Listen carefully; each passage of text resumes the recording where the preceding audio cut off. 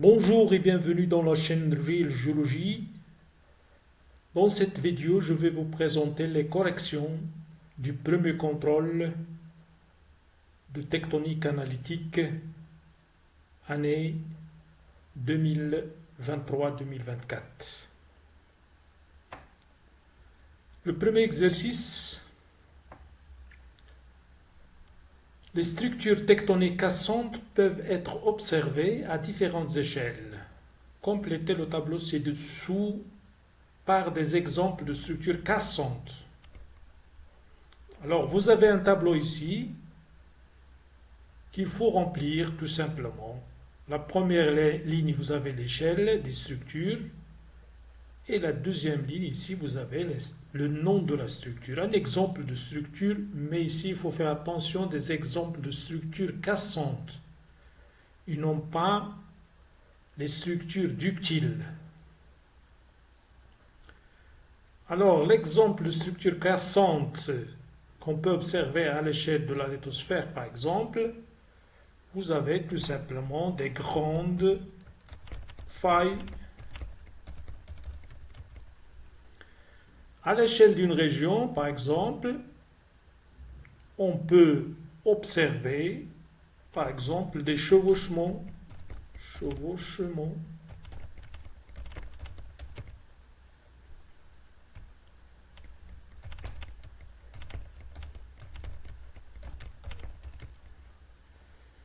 Mais vous pouvez également écrire, par exemple, fossé d'effondrement. À l'échelle de l'affleurement, c'est simple, vous avez par exemple des failles. Vous pouvez également écrire les mylonites par exemple, ou bien les miroirs de failles, donc ce qu'on peut observer à l'échelle de l'affleurement. Puis à l'échelle d'une roche, donc comme vous le savez, donc l'échelle d'une roche, donc c'est un peu petit, c'est centimétrique, décimétrique par exemple. On peut observer par exemple des fractures, ou bien vous pouvez mettre aussi des fentes de tension, des joints cellulitiques, etc. À une échelle encore très petite, l'échelle du minéral, c'est-à-dire ici c'est microscopique, donc ici il faut dire microfaille, pardon, ou bien les fractures de minéraux tout simplement. Micro-fractures ou bien fractures de minéraux. Voilà donc les réponses à cet exercice. Deuxième exercice, vous avez deux figures qui représentent, bien qui montrent une fragmentation minérale par déformation. Donc ici, vous avez un minéral fragmenté par déformation, et dans le minéral, on peut voir donc les microfractures. Donc ici, comme vous voyez, donc vous avez minéral, vous avez microfractures. Donc automatiquement, il faut penser donc à, c'est-à-dire l'échelle d'observation très petite, c'est-à-dire l'échelle microscopique. Alors, qu'est-ce qu'on vous demande ici? Sur chaque figure, ajouter les axes de raccourcissement et d'allongement. C'est-à-dire, il faut, pour chaque figure, tracer l'axe de raccourcissement Z et l'axe d'allongement X. On vous demande de les mettre sur la figure. Donc, comme vous voyez ici, donc, le minéral, il est fracturé. Donc, il présente ici un axe d'allongement horizontal et un axe de raccourcissement vertical. Donc, je vais tracer avec une règle, bien sûr, un axe comme ça, vertical, c'est l'axe Z, le mètre Z, puis un axe horizontal, avec la règle, bien sûr, toujours, si c'est mal tracé, mais c'est l'axe X. Il faut marquer X. La deuxième figure, si on regarde, donc les axes ici sont un peu si vous voulez, ils ont subi une rotation. Donc l'axe d'allongement, il est dans ce sens-là, et l'axe de raccourcissement va être un peu incliné. Donc je vais tracer un axe de raccourcissement Z comme ça, et un axe d'étirement ou bien d'allongement X comme ça. Voici donc la réponse pour la question petite a. Pour la question petit b, pour chaque figure, déduire le type et le mécanisme de la déformation. Alors, puisque, ici, je regarde ici, puisque j'ai donc ici un aplatissement ordinaire, c'est-à-dire sans qu'il y ait rotation, ici, au contraire, je constate donc que j'ai un étirement, mais j'ai aussi la rotation des axes de la déformation ici. Donc, automatiquement ici, pour la figure 1, je vais penser pour le type de la déformation, c'est une déformation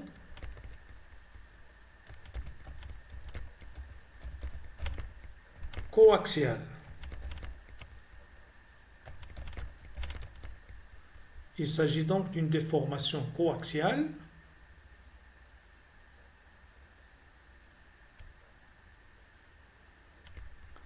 Le mécanisme de la déformation, comme vous voyez ici, il ne peut s'agir que d'un cisaillement pur. Donc je vais écrire cisaillement pur. Voilà donc la réponse pour la première figure. Pour la deuxième figure, si je regarde bien la figure, comme j'ai dit, donc j'ai ici une rotation des axes de déformation. Donc ici, la réponse est déformation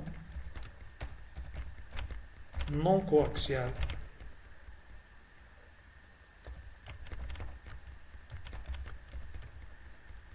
Mécanisme, donc c'est cisaillement simple. Cisaillement simple.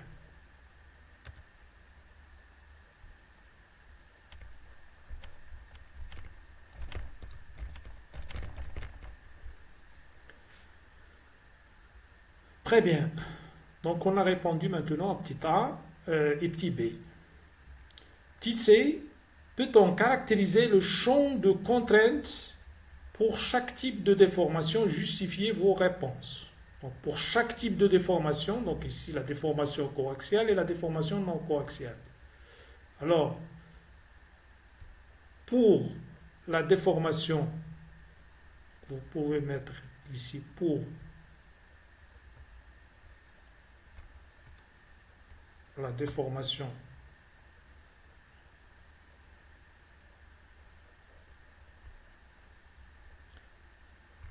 donc 1 pour la déformation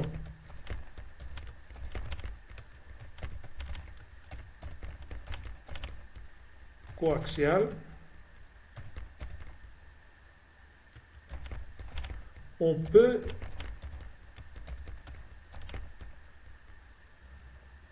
déterminer ou bien déduire le champ des contraintes.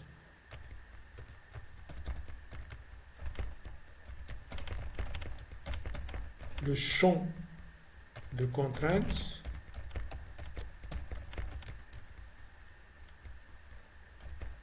pour justifier la réponse, donc il faut dire tout simplement que car les axes, bien les vecteurs de contraintes sont plus ou moins parallèles aux axes de déformation.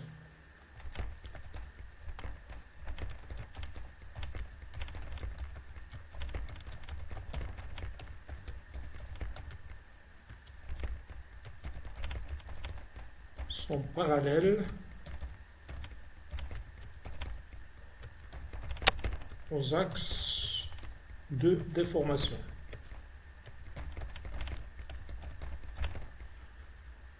Voilà pour la première figure. Pour 2,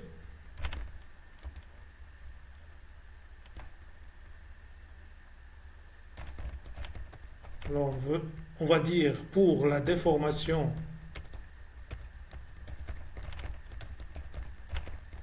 non coaxiale,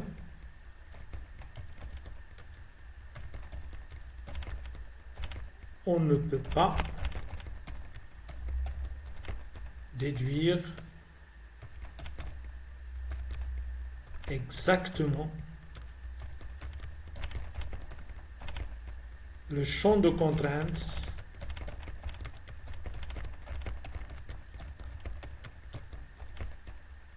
car les vecteurs de contrainte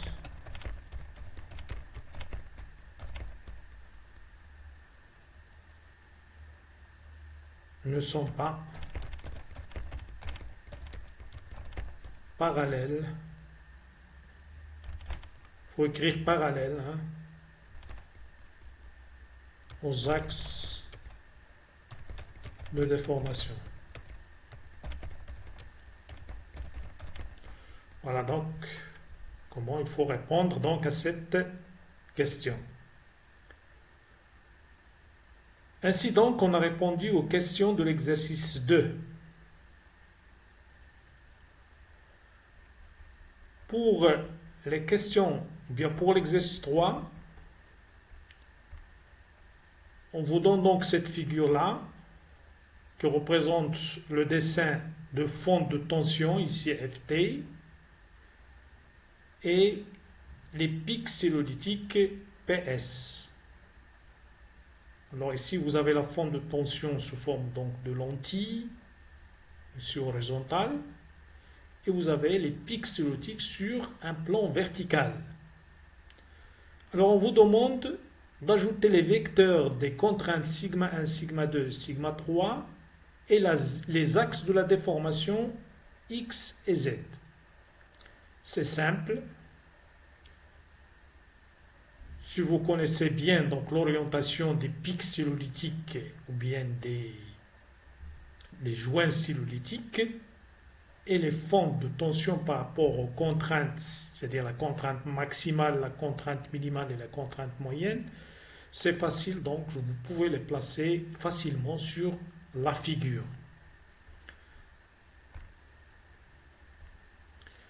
Alors on a dit que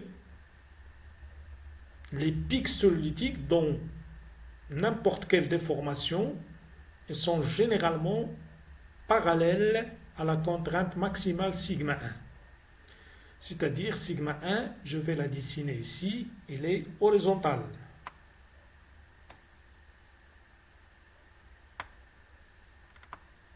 Soit de ce côté-là, ou bien de ce côté-là. Avec une flèche assez longue. Donc ici, c'est sigma 1.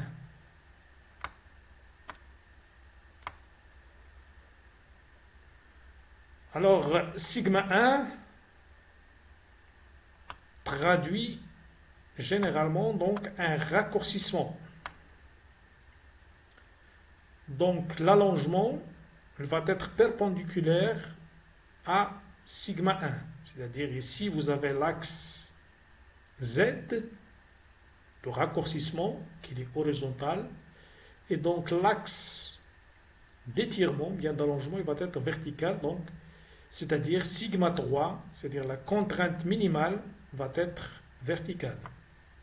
Avec une petite flèche. Sigma 3, parce que c'est la contrainte minimale. Je peux la placer soit du haut, soit du bas. Comme ça, la même chose. Donc, sigma 3.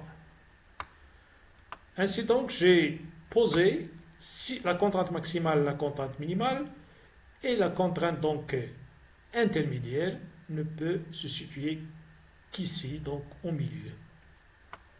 Donc, intermédiaire, une flèche de longueur moyenne.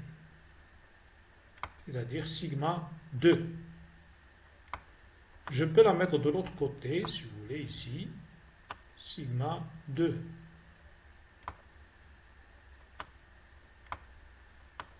sigma 2. Voici donc, j'ai bien placé mes contraintes, comme il est demandé dans la question, sur la figure. Alors les axes de déformation maintenant, c'est simple à les placer comme j'ai dit, bien comme je viens de dire. Donc l'axe de raccourcissement maximal, donc il va être plus ou moins parallèle à la contrainte sigma 1, c'est-à-dire je vais donc tracer l'axe avec une règle. Il faut tracer à la règle comme ça, un axe horizontal, c'est l'axe Z. Et l'axe d'étirement, donc maximal, va être vertical, perpendiculaire comme ça. C'est l'axe X. Voilà donc la réponse à la question 1. C'est-à-dire les choses, il faut les mettre sur la figure.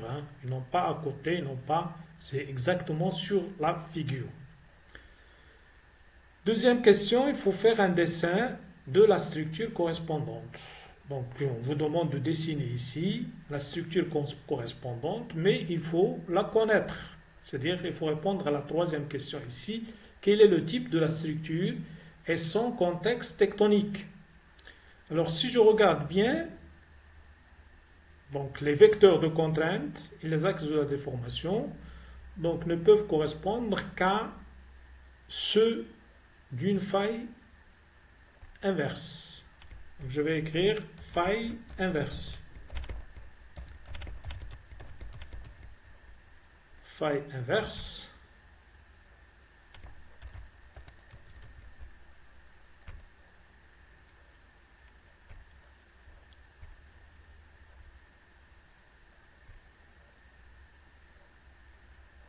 Il s'agit là donc d'une faille inverse.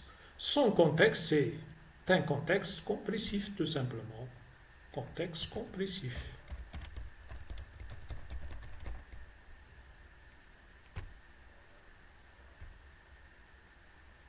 Alors pour le dessin, bien sûr, il faut faire un dessin au bloc diagramme d'une faille inverse.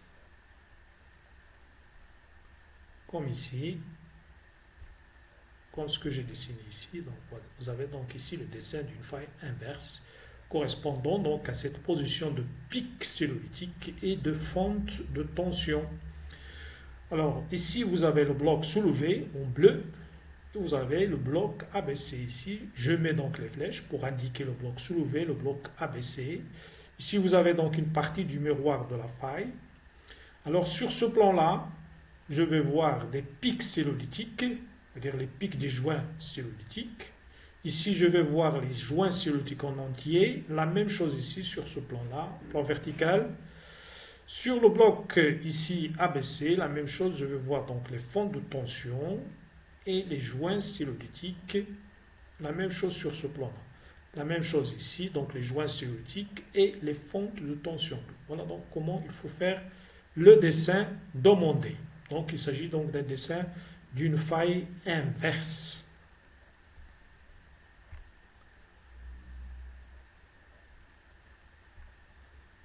Pour l'exercice 4, on vous donne les figures A et B ici, qui montrent l'état initial d'une déformation discontinue. Donc on précise bien, donc ici, c'est l'état initial à partir de laquelle on va avoir donc une déformation discontinue. L'état final de la déformation correspond à une faille normale en A. Ici, donc à la fin, donc, on va produire une faille normale avec une déformation discontinue. Par contre, ici, on va produire donc un décrochement sénestre normal. Donc il faut faire attention ici, c'est l'état initial. A et B donc correspondent à l'état initial de la déformation. Alors qu'est-ce qu'on vous demande? On vous demande donc de faire deux dessins pour chacune de ces structures. Donc ici je vais faire deux dessins et également ici deux dessins. Deux dessins, sans compter l'état initial bien sûr. Donc deux dessins pour chacune de ces structures correspondant aux époques avant et après érosion des reliefs. C'est-à-dire, je vais dessiner un dessin ici avant l'érosion des reliefs, c'est-à-dire avant la pénéplanation, Et la même chose ici, un dessin avant la pénéplanation. Pour dessiner, donc on vous donne ici une indication, le trait en tiré, ce trait-là, marque l'emplacement et le pondage de la faille. C'est-à-dire ici, comme vous voyez, le tiret il est incliné, donc ici la faille il est inclinée, une faille oblique. Ici le tiret donc il est vertical, donc un plan vertical, donc ici la faille elle est verticale, tout simplement. Et c'est ici où il faut placer votre faille et imaginer donc les dessins avant érosion et après érosion. On vous demande également de déduire le rejet réel R, grand R, pour chaque type de faille. Que peut-on conclure sur les structures finales après la pénéplanation? Donc c'est facile à faire. Alors pour dessiner les dessins, donc vous allez dessiner quelque chose qui ressemble à ça.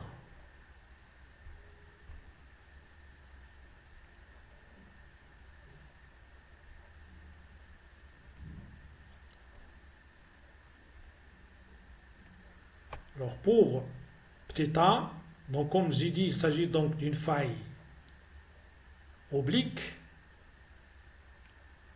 qui se forme donc par une déformation cassante et si vous voulez donc le contexte donc il est distensif ici, c'est une faille normale. On vous demande donc de dessiner une faille normale. Alors pour le dessin c'est facile, donc il suffit donc de faire baisser, c'est-à-dire baisser ce bloc-là et soulever celui-là pour avoir donc une faille normale dans un contexte distensif ou bien un contexte d'étirement. Voilà donc ce qu'on peut dessiner. Alors il faut faire attention, cette couche ou bien cette couche noire, c'est un repère tout simplement. C'est-à-dire, il peut être de la stratification comme il peut ne pas s'agir donc de stratification. Donc de toute façon, c'est un repère, c'est un niveau repère qu'on a au niveau donc de ce massif rocheux. Alors quand je casse ici, alors le repère noir, je vais le trouver, je vais le garder ici, sa position sur ce plan-là, mais je vais le voir ici incliné comme ça, hein, parce qu'il est incliné ici, sur ce plan vertical. Donc je vais le voir la même chose ici incliné. Ici, il va garder sa position, son endroit, mais ici, donc c'est la même chose, il va garder son endroit.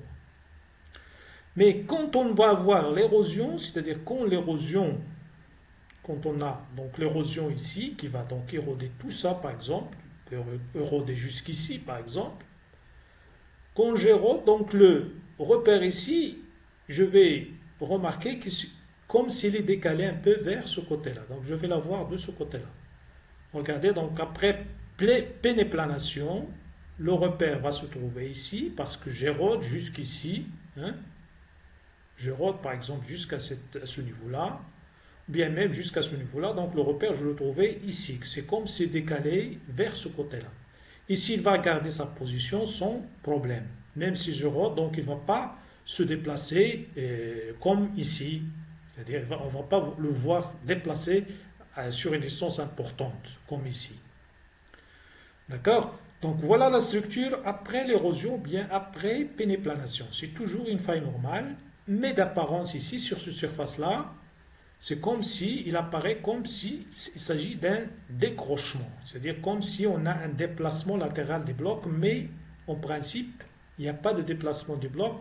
C'est une allusion tout simplement liée à l'érosion, donc l'érosion qui a donc dégagé toute une partie de la structure et fait apparaître le repère à ce niveau-là.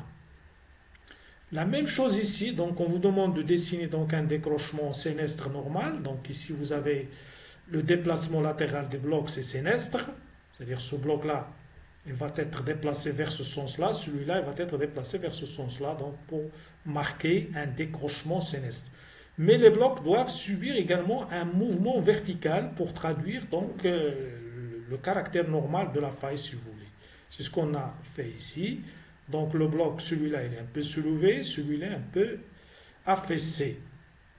Après l'érosion, c'est la même chose, donc la même remarque ici. Donc ici, le repère noir ici, je vais le trouver un peu décalé vers ce côté-là. Celui-là, il va garder sa position, hein, et ça donne une allure donc d'un décrochement ici, donc dextre si vous voulez, mais en principe, c'est le décrochement, il est toujours sénestre et normal.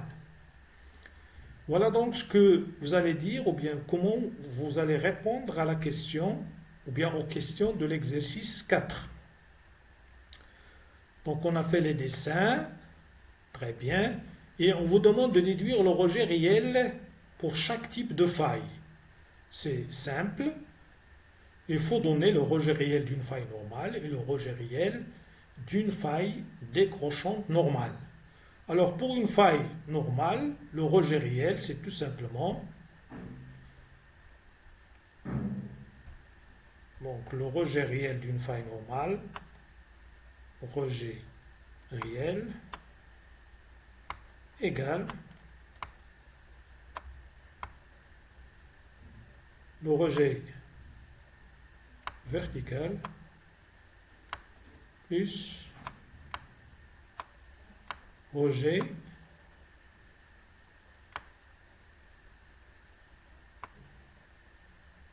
horizontal transversal. Ici, le rejet réel